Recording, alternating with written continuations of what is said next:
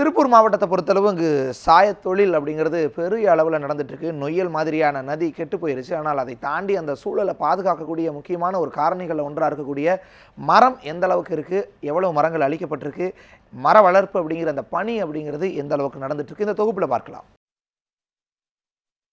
பின்னலாடை நகரமான திருப்பூர் தொழிலதிபர்கள் சிலரால் தொடங்கப்பட்ட ஒரு திட்டம் வனத்திற்குள் திருப்பூர் எனும் மரம் நடும் திட்டம். மறைந்த அப்துல் கலாம் அவர்களின் ஆசையை நிறைவேற்றும் வகையில் மரம் நடும் திட்டத்தினை தொடங்கினர். முதற்கட்டமாக திருப்பூர் மாவட்டம் முழுவதும் பசுமையாக்க வனத்திற்குள் திருப்பூர் என்று பெயர் சூட்டி வருடம் 1,00,000 மரங்களை நட வேண்டுமென இலக்கு நிர்ணயித்து அப்போதைய வனத்துறை அமைச்சர் MSM ஆனந்தன் அவர்களாலே திட்டத்தை தொடங்கினர்.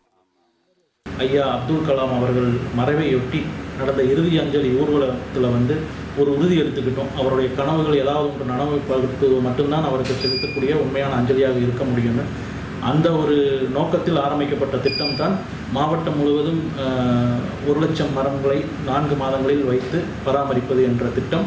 அந்த திட்டத்தின் வாயிலாக 2015ஆம் ஆண்டு 4 மாதங்கள் என்ற காலக்கெடுவை நிர்ணயித்தோம். ஆனால் 100 நாட்களில் 1,35,000 மரங்களை நட்டு பராமரித்து வந்தோம்.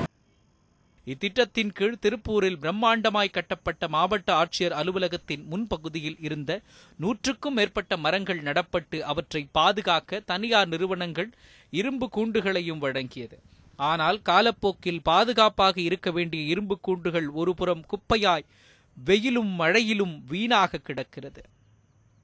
அரசு நிலங்களில் வைக்கப்பட்ட மரங்கள் போதுமான அளவு பராமரிப்பு அரசு அதிகாரிகளுக்கு இருந்தாலும் அவர்களுடைய வேலைப்பளவு காரணமாக இதுக்கு முறையாக பாதுகாப்பு தருவது போன்ற இதில் முழுமையாக அவங்களால் ஈடுபடுத்த முடியறதில்லை.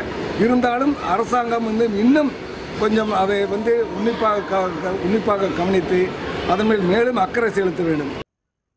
நிழல் தரக்கூடிய மரங்கள் வளர்வதற்கு தடையாய் அவற்றுக்கான தண்ணீரை உறிஞ்சக்கூடிய கருவேல மரங்கள் உள்ளிட்ட கள்ளிச்செடிகள் வளர்ந்து புதர் போல மரக்கன்றுகளை மறைத்துள்ளது வேதனை அளிக்கக்கூடிய வகையில் உள்ளதாக இயற்கை ஆர்வலர்கள் தெரிவிக்கின்றனர்.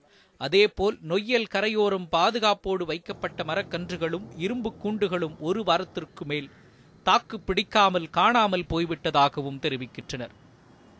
வனத்துக்குள் திருப்பூர் என்பது நிச்சயமாக ஒரு 10 அல்லது 20 வருடம் கழித்து திருப்பூர் முழுவதும் மேலிருந்து பார்க்கும்போது நிச்சயமாக ஒரு மரங்கள் தான் மிக அதிகமாக தெரியும். அந்த சூழ்நிலையை வனத்துக்குள் திருப்பூர் ஏற்படுத்தி வருகிறது. இதற்கு பொதுமக்களுடைய பங்களிப்பும் இளைஞர்களுடைய பங்களிப்பும் மிகவும் அதிகமாக இருக்கிறது. வனத்துக்குள் திருப்பூராக மாற்ற மாவட்ட நிர்வாகத்தின் ஒத்துழைப்பு கிடைத்தால் இத்திட்டத்தால் இன்னும் சில ஆண்டுகளில் திருப்பூர் ஒரு பசுமை வனமாக மாறும் என்பதே அனைவரின் எதிர்பார்ப்பாக உள்ளது. கதிர்வேல், நியூஸ் 7 தமிழ், திருப்பூர்.